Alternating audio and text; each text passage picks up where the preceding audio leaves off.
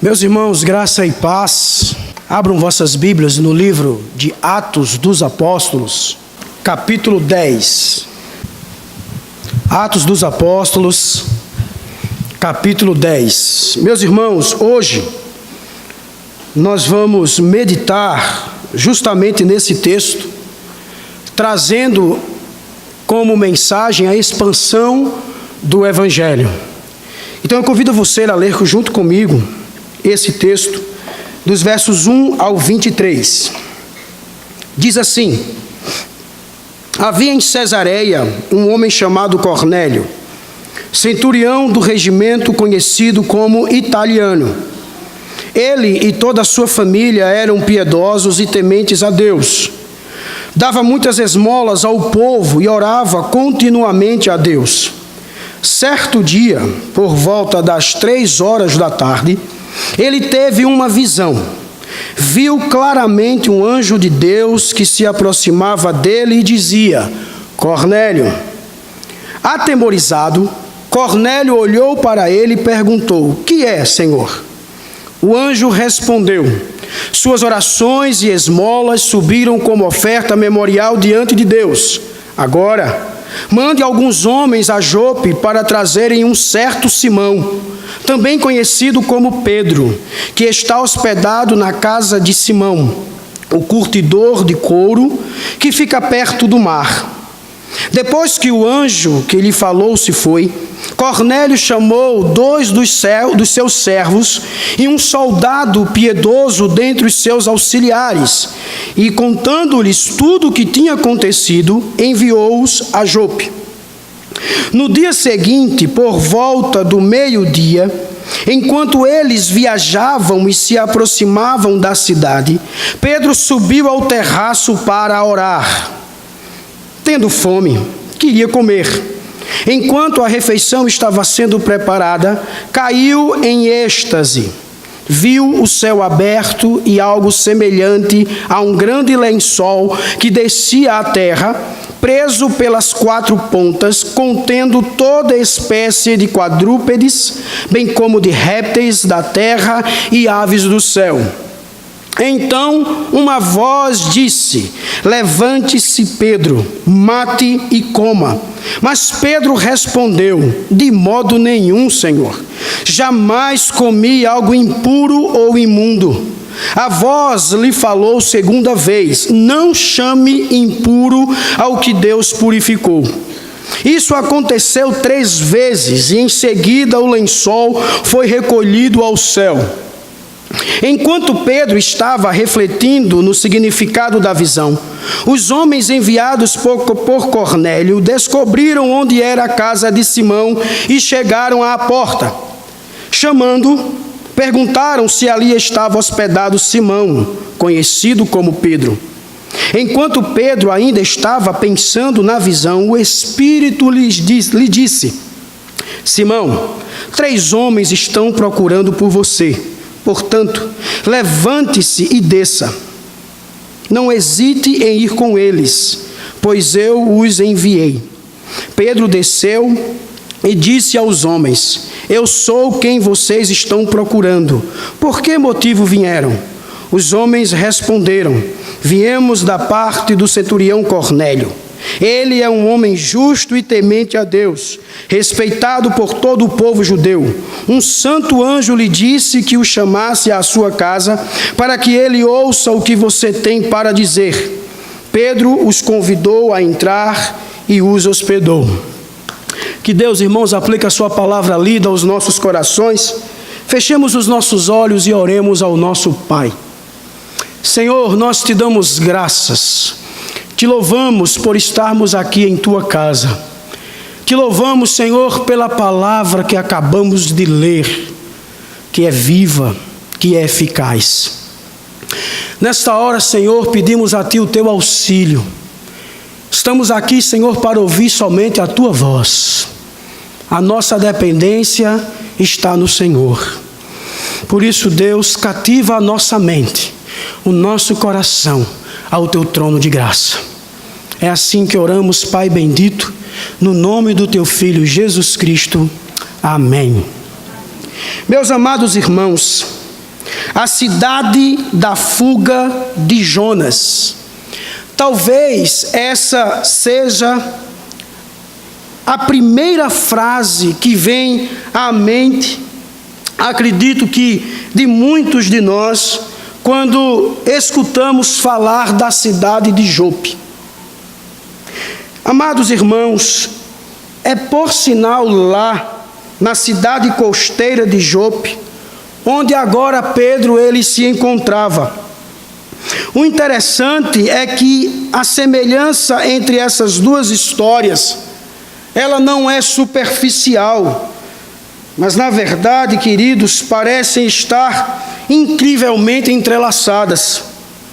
E assim, irmãos, como no livro de Jonas, nós passamos a ver aqui Deus interessado em alcançar pessoas de lugares distantes, para além das fronteiras de Israel.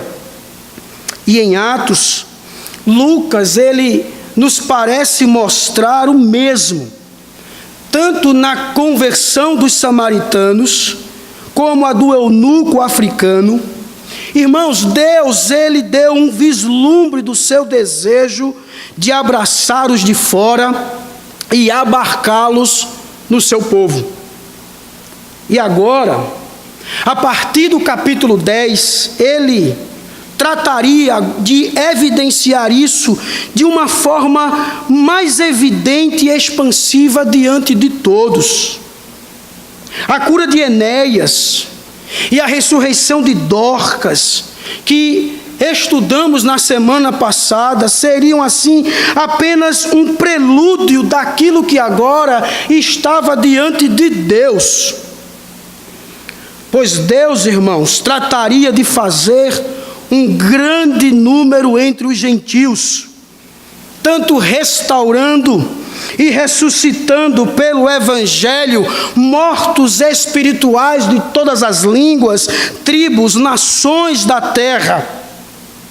E pensando na semelhança entre a história de Jonas e o capítulo 10, talvez surja uma questão. Jonas fugiu. Será que o apóstolo de Cristo faria o mesmo?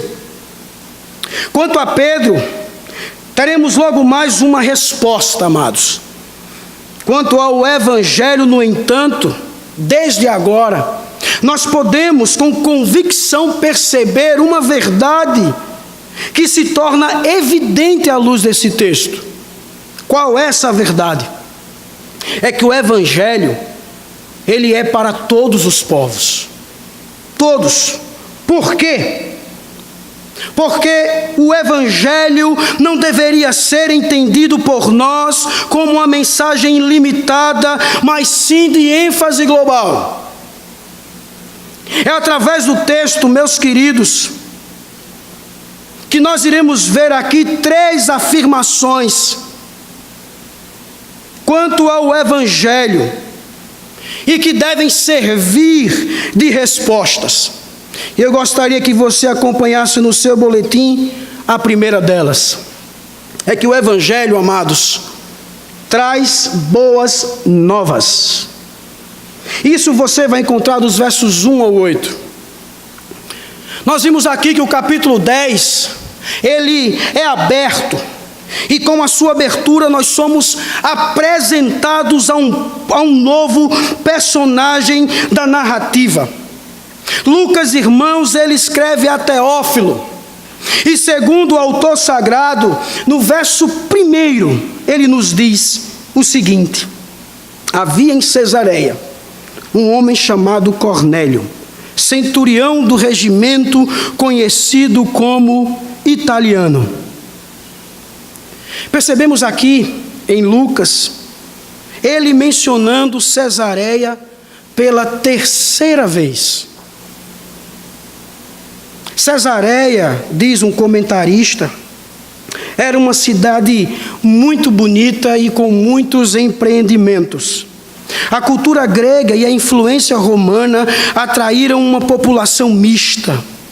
Os judeus, irmãos, neste lugar, diz o comentarista, constituíam uma minoria, mas mesmo sendo uma minoria, era influente e poderosa. Cornélio certamente não era um dos nomes do mais alto escalão das forças armadas de Roma. A sua patente se assemelharia à de um capitão do exército dos dias de hoje. Entretanto, não é a patente, irmãos, mas sim a piedade de Cornélio que é destacada logo a seguir. No verso 2, nós lemos que ele e toda a sua família eram piedosos e tementes a Deus. Dava muitas esmolas ao povo e orava continuamente a Deus. Meus irmãos, em meio a um cenário onde os soldados, eles carregavam a fama de serem antipáticos para com os locais, o texto vai destacar Cornélio como um homem que era conhecido pelos judeus pela sua piedade evidente. No entanto, nós precisamos fazer uma observação, que o termo temente a Deus, conforme destacam alguns estudiosos, nesse momento não se coloca como um sinônimo para a piedade. Quando Lucas, ele destaca que Cornélio, ele era temente, provavelmente esteja se referindo ao fato de que Cornélio, ele era um prosélito ao judaísmo, ou melhor dizendo, um prosélito pela metade, ou seja, ele havia rejeitado a adoração dos deuses gregos e romanos dos seus pais e havia se curvado diante do judaísmo, se abstendo apenas da circuncisão e da guarda da dieta dos judeus. Provavelmente, os vários anos que nos separam deste momento histórico específico nos impeçam de sentir a intensidade do clima que pairava naqueles dias sobre a pessoa de Cornélio, gentios e judeus. Ao longo dos séculos, o povo de Israel, amados, ele distorceu a doutrina da eleição e fechou os seus olhos para o seu verdadeiro papel entre as nações. Ao invés de cumprir a sua missão sendo luz aos gentios, como desde o início foi o desejo de Deus, os judeus, eles se fecharam em seus muros e passaram a ignorar aqueles a quem deveriam amar e servir. Eles perderam o rumo. Passaram a achar que Deus basicamente tinha olhos e ouvidos somente para eles. Isso precisava acabar. Quem quebraria essa visão? O próprio Deus. Porque no verso 3, irmãos, nos diz que certo dia, por volta das 3 horas da tarde, ele teve uma visão. Viu claramente um anjo de Deus que se aproximava dele e dizia: Cornélio. Eis agora, irmãos, a boa notícia. Não foi apenas ao judeu Saulo, que o Senhor chamou pelo nome, como vimos no capítulo 9.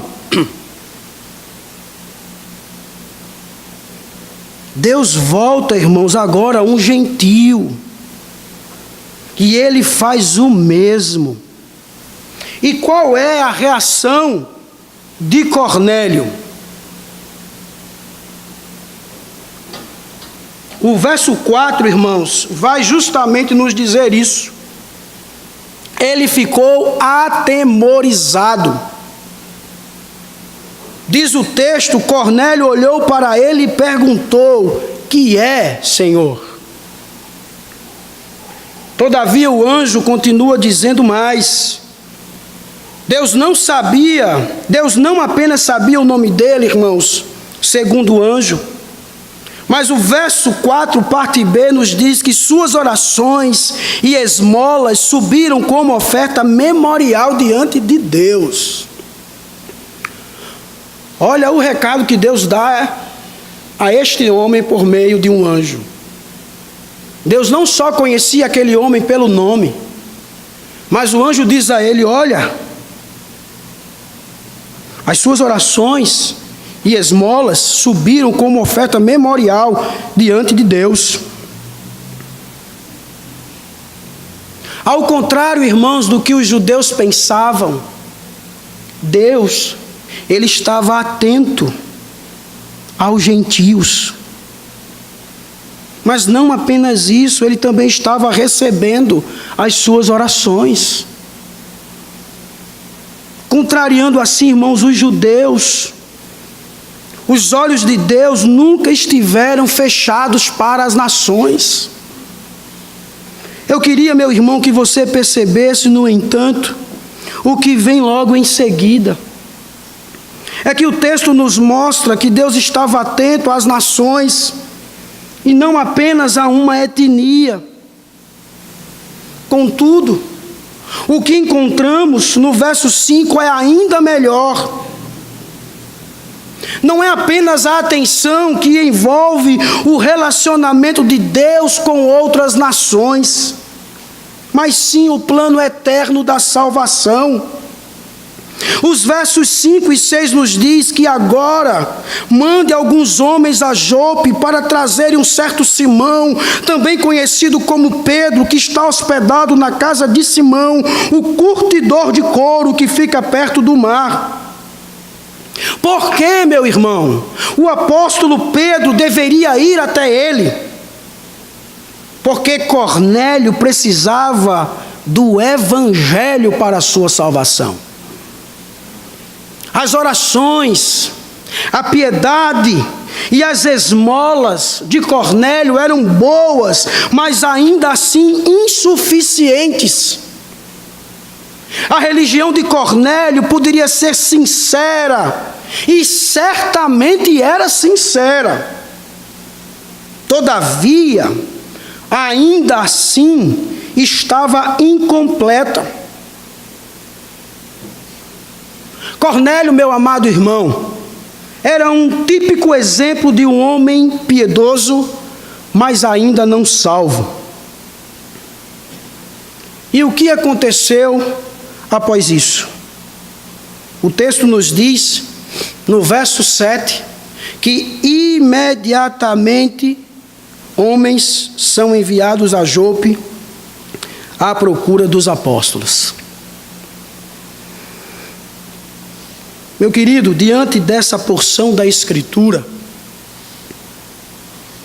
podemos tirar algumas lições? Claro que sim. E a primeira dela é que Deus, Ele ama os estrangeiros. Quando lemos Deuteronômio, capítulo 10, verso 18, é dito: amem os estrangeiros, pois vocês mesmos foram estrangeiros no Egito. Como diz um comentarista, o amor de Deus extrapola os limites territoriais de Israel e se estende a todas as nações, alcançando centuriões das forças de ocupação romanas sobre a Palestina, como Cornélio. É importante aqui nós entendermos esse amor de Deus. Nós não podemos cair no erro de que o amor de Deus é manifestado pela piedade das pessoas, mas esse amor, ele é manifestado pela sua graça soberana. De fato, meu amado, entendemos que o homem ele é responsável por suas ações, e a piedade de Cornélio foi recompensada por Deus. Contudo, foi o amor de Deus manifestado na sua graça soberana que produziu a piedade de Cornélio e proporcionou a ele e a sua casa o caminho da salvação. Nós, assim como o povo de Israel no Egito, nós somos estrangeiros em terras estranhas. Sabe por quê? Porque a nossa pátria está nos céus. Devemos sim amar aqueles que não conhecem a Cristo, independentemente da nacionalidade, cor, sexo e qualquer outra coisa. Mas junto com esse amor, deve estar o empenho de levá-los ao conhecimento do Evangelho, irmãos.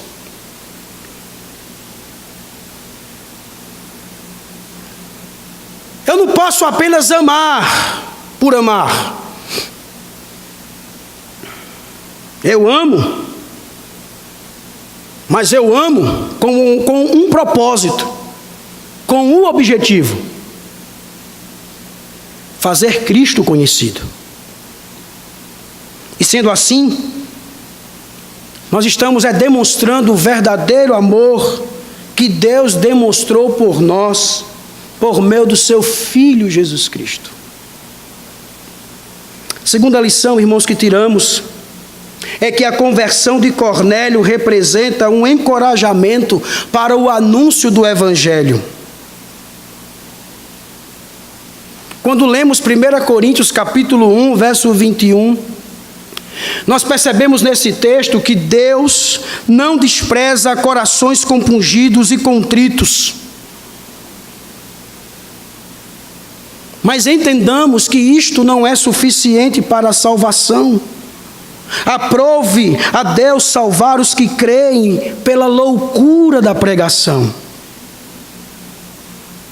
As pessoas precisam ser expostas ao Evangelho de Cristo. Elas precisam conhecer as boas novas de salvação por meio da obra redentora de Jesus Cristo na cruz. Elas precisam crer nele como seu único Salvador. O centurião, ele era um homem religioso, sincero, piedoso e temente a Deus, mas precisou conhecer o Evangelho de Cristo e crer nele para alcançar a vida eterna.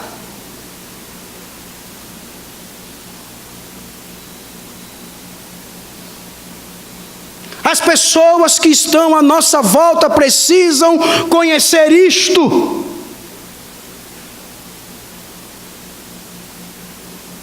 Essa é a nossa tarefa, meu irmão.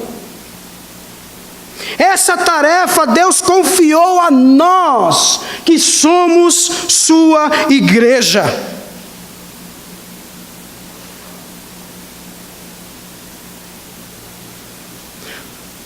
A terceira lição que podemos tirar aqui é a pronta obediência de Cornélio. Vejam que Cornélio, ele não vacilou, ele não hesitou e nem tampouco demorou. Cornélio foi obediente à ordem angelical e imediatamente chamou seus mensageiros e os enviou a Pedro em Jope. Eu quero dizer uma coisa para você hoje. O amanhã não nos pertence. E essa é a razão porque não devemos demorar no que diz respeito às coisas espirituais, ou mesmo seculares. Especialmente, meu amado, quando o Espírito Santo nos fala mediante a palavra de Deus, devemos obedecê-lo imediatamente para o bem da nossa alma e daqueles que Deus colocou sob a nossa responsabilidade. Veja o que diz 1 Samuel capítulo 15, verso 22. Acaso tem o Senhor tanto prazer em holocaustos e em sacrifício, quanto em que se obedeça a sua palavra? A obediência é melhor do que o sacrifício, e a submissão é melhor do que a gordura de carneiros. Obedeça ao que Deus tem falado ao seu coração por meio da sua palavra. Não demore, não deixe para amanhã. Faça agora. Se Deus está falando com você por meio de sua palavra, obedeça. Esteja pronto para dizer sim, Senhor. E uma última lição, irmãos, vem com uma pergunta: qual a sua influência sobre as pessoas que lhe cercam? Vocês perceberam a influência espiritual de Cornélio no texto? Vocês perceberam a influência espiritual de Cornélio sobre os que viviam ao seu redor? Nos traz, irmãos, uma grande lição. Lucas deixa muito claro que a sua piedade era reconhecida e alcançava as pessoas. Nós vimos no verso 2 que ele era um homem piedoso e temente a Deus. E o texto diz: com toda a sua casa.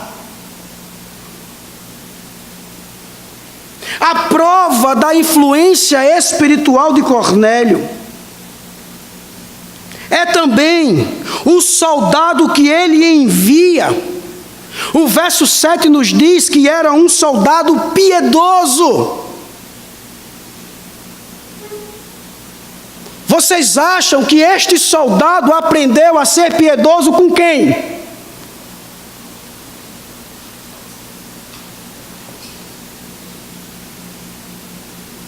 Com Cornélio.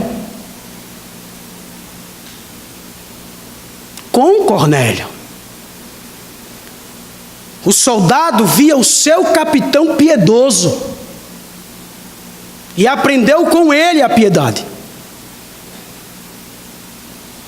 Ele envia um soldado piedoso.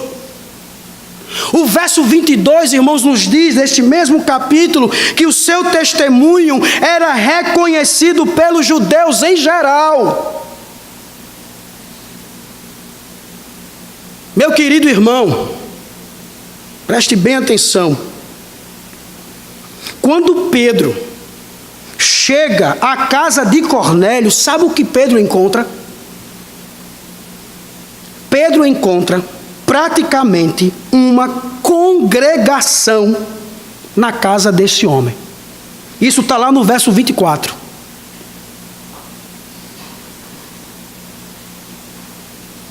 Pedro chega na casa daquele homem e encontra uma igreja, uma congregação. No outro dia chegaram a Cesareia. Cornélio os esperava com seus parentes e amigos mais íntimos que tinha convidado.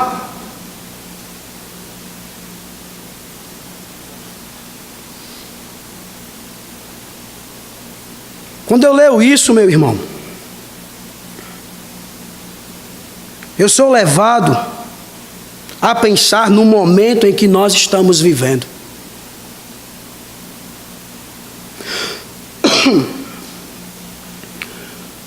O que nós percebemos é que muitos cristãos não estão exercendo uma influência positiva na família, no trabalho, entre os amigos, entre os irmãos na comunidade e, por que não dizer, na sociedade em geral.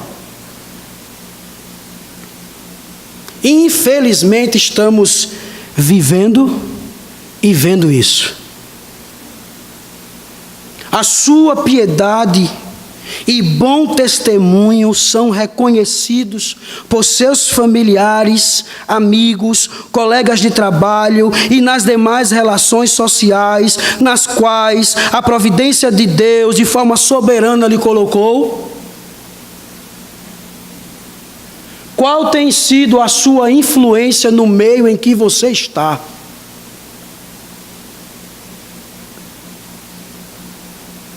Quantas pessoas já foram conduzidas a Cristo por seu intermédio?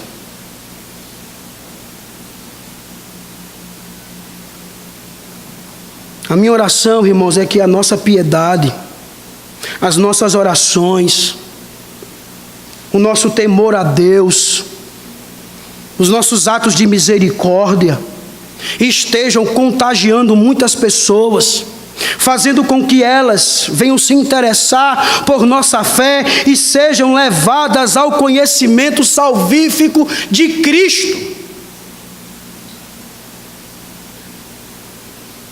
Meu amado, que Cornélio nos encoraje a uma vida que promova o Evangelho de Cristo, onde quer que Deus nos coloque.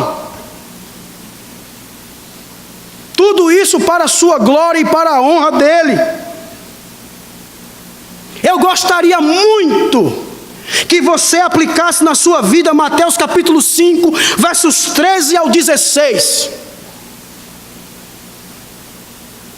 Principalmente no tempo que estamos vivendo em nossa nação. Seja sal, seja luz.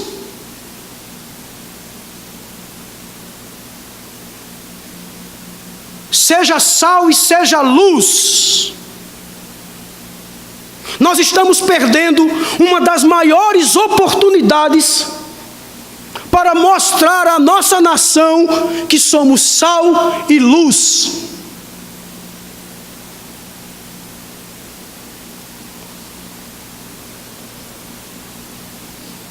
Isso nos entristece, irmãos. Cornélio nos ensina isso. Vamos influenciar aqueles que estão à nossa volta, para que conheçam o Evangelho de Jesus e creiam nele, para a sua honra e para a sua glória. Lucas, irmão, já fez a sua primeira afirmação quanto ao Evangelho, boas novas. Qual seria a próxima? Está aí. O Evangelho quebra paradigmas. Agora, da conversa de Cornélio com o mensageiro de Deus, somos outra vez levados ao encontro de Pedro. Enquanto os mensageiros de Cornélio já se aproximavam da cidade de Jope, Lucas ele registra a respeito do apóstolo no verso 9, parte B. Ele nos diz que Pedro subiu ao terraço para orar. É exatamente, amados, enquanto Pedro orava que o cenário haveria de ser posto de cabeça para baixo e paradigmas postos ao chão. O que aconteceu em meio à oração daquele homem? Uma visão grotesca, pelo menos na percepção de Pedro como judeu. E o que Pedro viu? Está claro, verso 11 nos diz: viu o céu aberto e algo semelhante a um grande lençol que descia à terra, preso pelas quatro pontas, contendo toda espécie de quadrúpedes, bem como de répteis da terra e aves do céu. O que a visão mostrava aos olhos de um judeu era tido como grotesco, exatamente porque ela trazia em si tudo o que eles encaravam como impuro, segundo Levítico capítulo 11.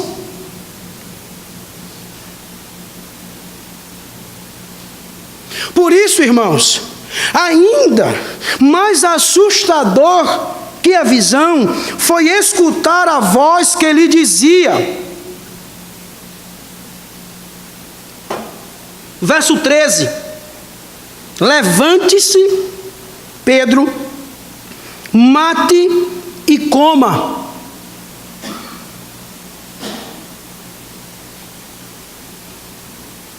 Pedro não hesitou em responder. Pedro chega e diz: de modo nenhum, Senhor.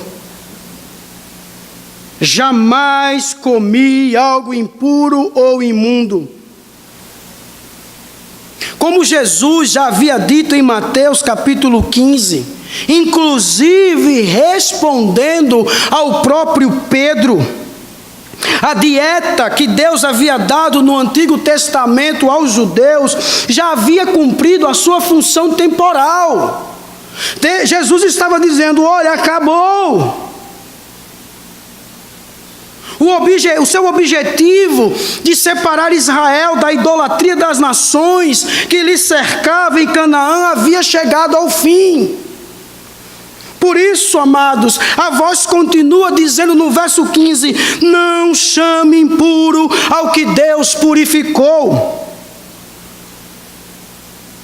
Apesar de que a visão faça um contraste entre alimentos puros e impuros,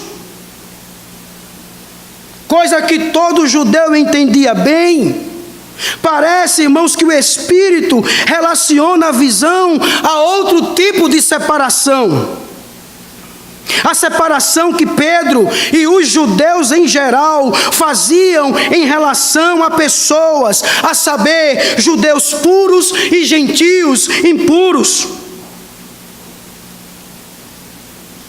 Trazendo um comentário, ele nos diz: é como se as 4 pontas do lençol, na visão, correspondessem aos 4 pontos de uma bússola: norte, sul, leste e oeste. O conteúdo do lençol indica milhões de pessoas de toda a terra. Cornélio, os soldados, todos os seus servos, todo o povo romano, todas as outras nações da face da terra, todos os tipos humanos foram colocados juntos em um pacote repugnante. E quem é que estava de pé diante disso tudo? Pedro.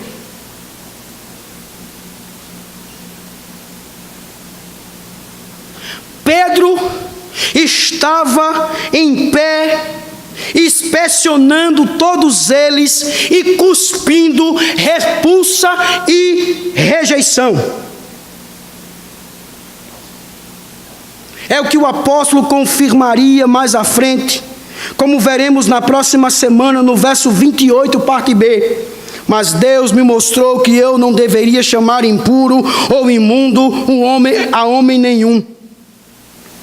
No entanto, amados, antes que os seus paradigmas fossem quebrados, era assim que aquele vivia. Pedro, ele agora estava percebendo as cores vivas de sua atitude fria em relação ao mundo, ou pelo menos em relação aos não-judeus. Milhares de pessoas estavam espiritualmente cegas como pedras, e ainda assim a resposta de Pedro era: de modo algum, Senhor. Será que por vez não nos parecemos com Pedro? Acredito que sim, meu irmão. Assim como Pedro, vez ou outra, eu e você acabamos abraçando uma espécie de narcisismo disfarçado. Como assim? Assim como Pedro, antes da visão, desejamos que todos sejam como nós mesmos, que façam como nós fazemos, pensem como nós pensamos, e caso isso não aconteça, o diferente passa a ser tratado por nós como impuro e logo se vê excomungado dos nossos círculos.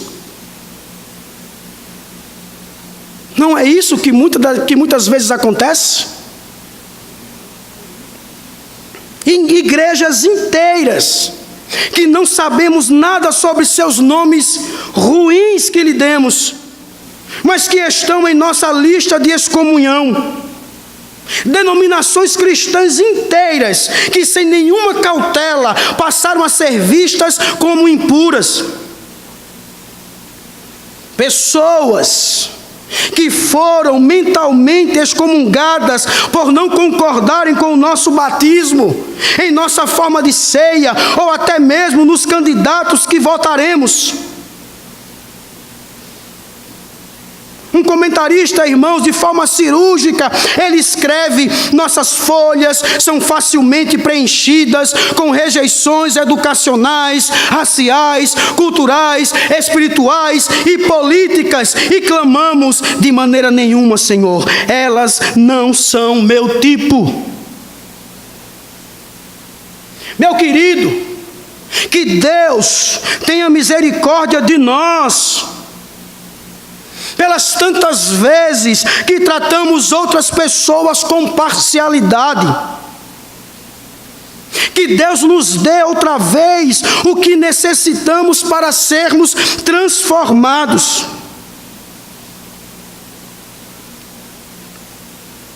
Deus nos ajude, irmãos.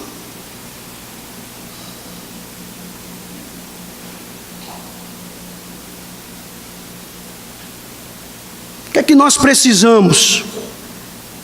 Então, assim como Pedro, nós precisamos de uma visão. Acredito que nenhum de nós necessite mais ver um lençol descendo do céu, mas certamente precisamos entender o impacto de Cristo subindo na cruz. Na cruz, meu irmão, Cristo tomou os nossos pecados. Na cruz, Ele comprou o nosso direito à presença de Deus. Glória a Deus por isso. Todavia, Ele fez ainda mais do que isso. Ele mudou o que a nível horizontal era impossível a qualquer outro. O que mais aconteceu no Calvário? Está lá em Efésios capítulo 2, verso 14 ao 16. Pois Ele é a nossa paz, o qual de ambos fez um e destruiu a barreira, o muro de inimizade. O objetivo dele era criar em si mesmo, dos dois, um novo homem, fazendo a paz e reconciliar com Deus os dois em um só corpo por meio da cruz. Cristo fez de povos distintos, de pessoas que teriam tudo para serem naturalmente inimigas, uma só família na fé. Por isso, meu irmão, o que nos faz uma família não é o candidato que escolheremos no próximo dia 7, nem como pensamos a respeito de aspectos secundários da fé. Mas sabe o que é que faz, o que nos faz uma família?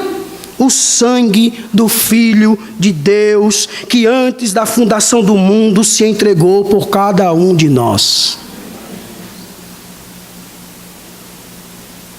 É o sangue de Cristo que nos faz sermos uma família.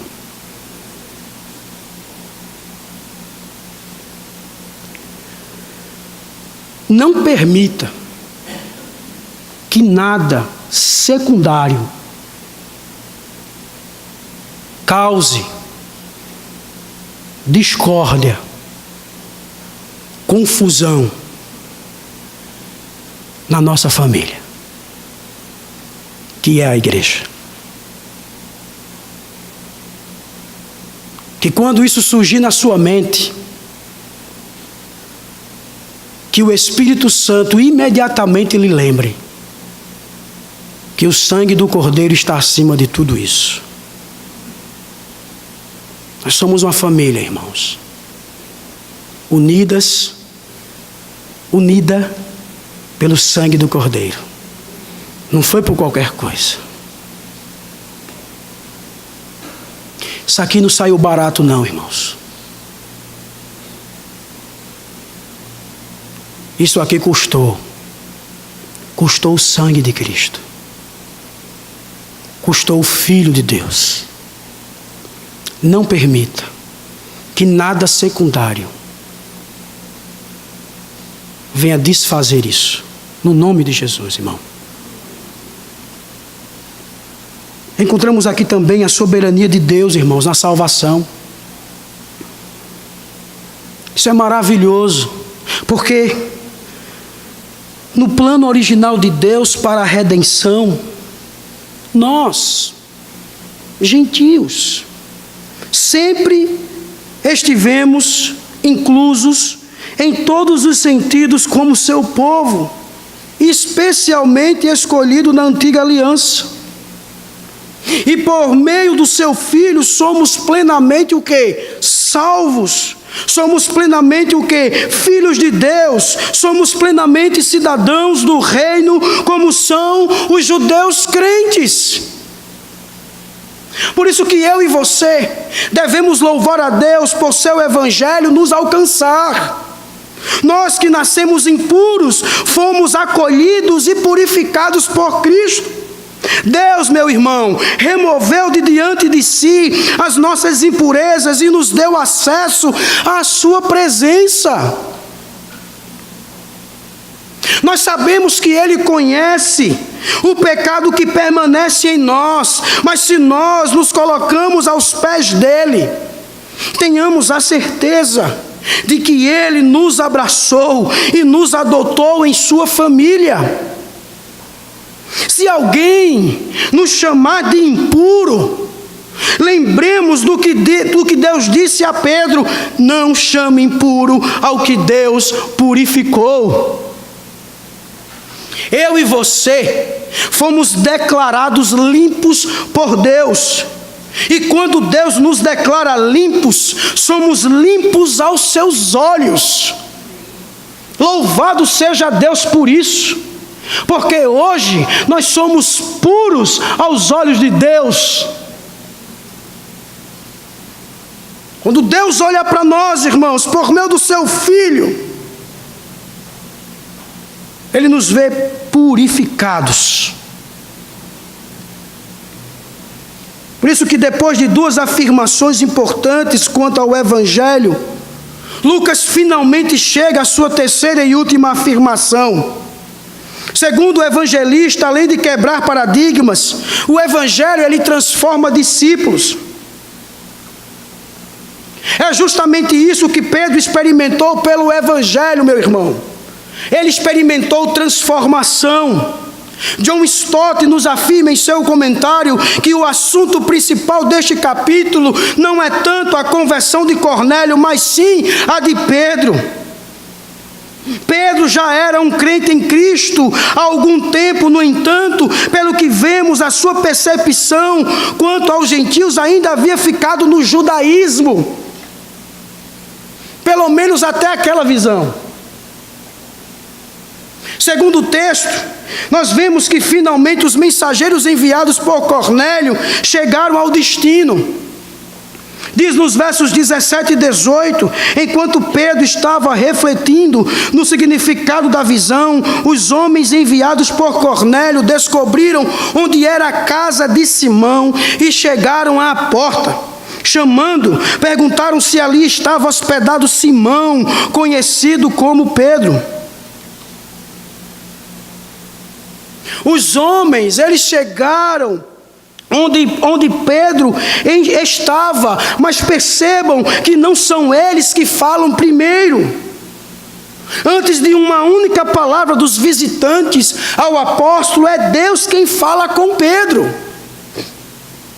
No verso 19 diz que o Espírito lhe disse: Simão, 3 homens estão procurando por você, portanto levante-se e desça, não hesite em ir com eles, pois eu os enviei.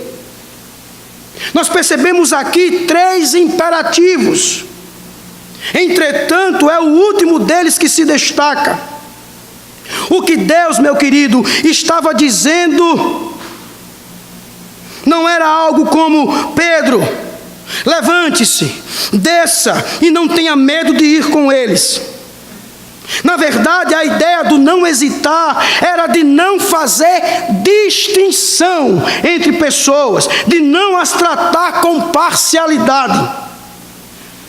A mensagem da voz de Pedro era clara: não os trate com parcialidade, ou não faça uma odiosa separação entre gentios e judeus. Como Pedro reagiria? Será que a visão teria mesmo transformado a compreensão do apóstolo de Cristo e mudado a sua forma de agir? Veja comigo o verso 21. Pedro desceu e disse aos homens: eu sou quem vocês estão procurando. Por que motivo vieram? Até aqui nós não conseguimos perceber muito, porque o holofote virá logo à frente. O que vemos agora, no entanto, é que Pedro vai ao encontro deles e se apresenta como o Senhor havia ordenado. Ao passo que, em sequência, os servos de Cornélio respondem e explicam o motivo da sua vinda. No verso 22 diz que viemos da parte do centurião Cornélio. Ele é um homem justo e temente a Deus, respeitado por todo o povo judeu. Um santo anjo lhe disse que o chamasse à sua casa para que ele ouça o que você tem a dizer. É agora, meu irmão, diante da explicação que os servos de Cornélio oferecem, que o raiar dos primeiros sinais de transformação em Pedro se evidenciam publicamente. Lucas faz questão de registrar isso no verso 23. Pedro os convidou a entrar e os hospedou.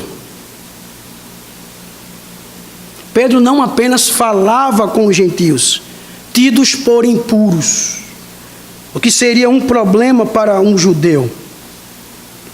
Pedro, que era judeu agora, conversava, dormia, comia e bebia com eles. Eis uma obra propriamente do Evangelho, meus irmãos. Transformação. Só o Evangelho faz isso. Não é o que eu e você deveríamos almejar também? Transformação do alto.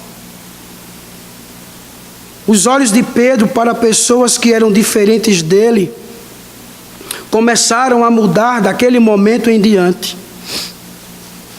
E aí eu pergunto: como você tem olhado para as pessoas à sua volta? Você as tem considerado como possíveis herdeiras da graça? Atenção, as suas ações farão total diferença para elas. Se somos racistas, certamente as nossas vidas não serão um convite aberto para uma pessoa de pele diferente da nossa se aproximar de Cristo, mas sim para fugir dele. Se somos elitistas, pessoas com pouco dinheiro desejarão correr de nós. Se agimos com falsidade, tenhamos por certo, as pessoas não irão desejar a sua presença. Se vivemos em constante seleção, abraçando os parecidos e rejeitando os diferentes, nós estaremos negando diante dos homens a mensagem que pregamos e prestando um grande desserviço ao Evangelho. Por isso que esta visão, meu irmão, caia dos nossos olhos assim como caiu dos olhos de Pedro. A verdade sobre as pessoas com quem convivemos, as mais diferentes de nós, como disse C.S. Lewis, é que elas, depois do sacramento, são o objeto mais sagrado presente aos nossos sentidos. Aqueles a quem você hoje rejeita, pessoas que agora delas você deseja apenas distância, homens e mulheres sobre quem você diz: de modo algum, Senhor, por conta de Cristo, podem ser exatamente aquelas as quais Deus escolheu para estar eternamente ao seu lado. Por isso, se percebemos em nós algo que precisa mudar em relação às pessoas, pensando no Evangelho, e com certeza há muitas coisas em todos nós, vem uma pergunta: por onde então começar? Nós deveríamos começar pensando outra vez no Evangelho. Deus não nos aceitou, meu irmão, porque nós éramos bons, porque nós éramos sensatos, ou porque estávamos dentro de seus padrões. Nos padrões que costumamos avaliar as pessoas, todos nós fomos reprovados diante de Deus. Todos nós fomos reprovados. Deveríamos todos ser condenados por Ele. Por outro lado, como foi que Ele nos tratou? Para que não escutássemos o não de Deus quanto à nossa salvação, Cristo recebeu do Pai, sabe o quê? O sim, quanto à nossa condenação. Para que nós não passemos toda a eternidade como impuros. Cristo, meu irmão, bebeu a nossa impureza. Cristo, Ele assumiu os nossos pecados. E a sua ou a nossa devida condenação, Ele levou sobre si. Nós, logo nós, que éramos tão diferentes dele, Ele se entregou por nós. Por isso, meu irmão, que o Evangelho nos mostre que realmente somos irmãos, e dirija os nossos passos, mova as nossas conversas diárias, modifique as nossas vidas, que através de nós, a graça que de Cristo recebemos, transborde de forma abundante na vida de todos os servos de Cornélio, que Deus colocar em nosso caminho. Por isso eu quero concluir dizendo o seguinte: iniciamos dizendo que no livro de Jonas vemos Deus interessado em alcançar pessoas de lugares distantes para além das fronteiras de Israel. Em Atos, Lucas nos mostra o mesmo. E aí perguntamos: Deus ainda está interessado em alcançar pessoas? Claro que sim. E quem Ele escolheu? Ele, irmãos, nos escolheu e nos chamou para isso. Hoje, captamos o sentido da expressão do Evangelho, da expansão do Evangelho. O Evangelho é para todos os povos. É somente o Evangelho, meu amado irmão, que traz boas novas. É somente o Evangelho que quebra paradigmas e transforma. Que como cristãos, eu e você levantemos essa bandeira e que essa seja a nossa missão. Pregar o Evangelho a todos os povos, sem fazer distinção, sem fazer separação. Olhar para o nosso próximo como aquele que é a imagem do Criador, e nos aproximarmos dele, amá-lo com um propósito: pregar o Evangelho, falar de Cristo a cada um deles. Esta é a nossa missão. Deus nos chamou, Deus nos escolheu para isto. Que Deus nos ajude, irmãos, que Deus nos abençoe. Amém.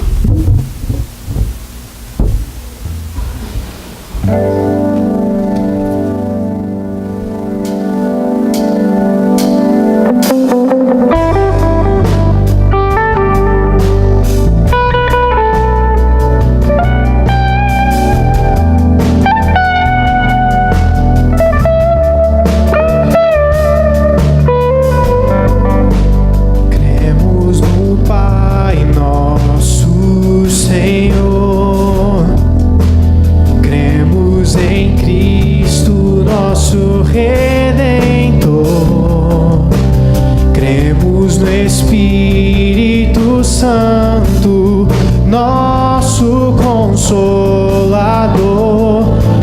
estar juntos de pé? Nos reunimos em comunhão, no partilhar do vinho e pão. Tua palavra nos aponta a direção.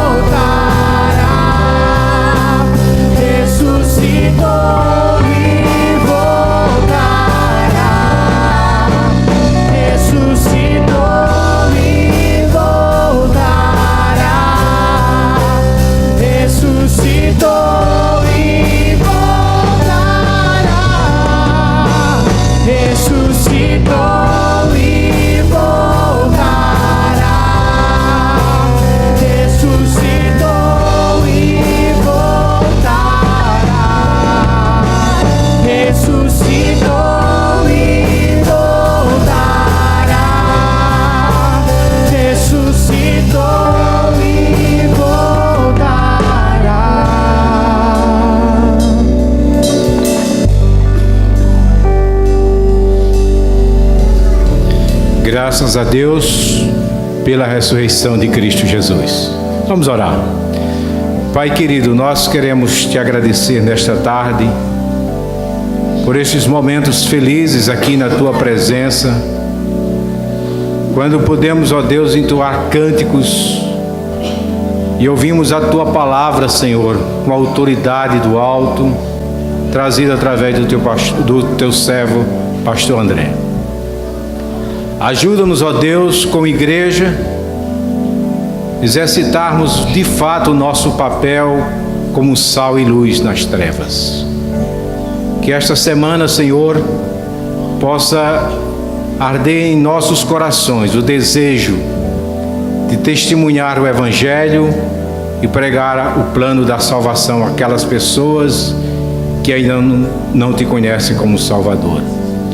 Agora, Senhor, nós te pedimos a tua bênção, a tua graça no retorno dos nossos lares, concedendo uma noite feliz na tua presença e uma semana abençoadora.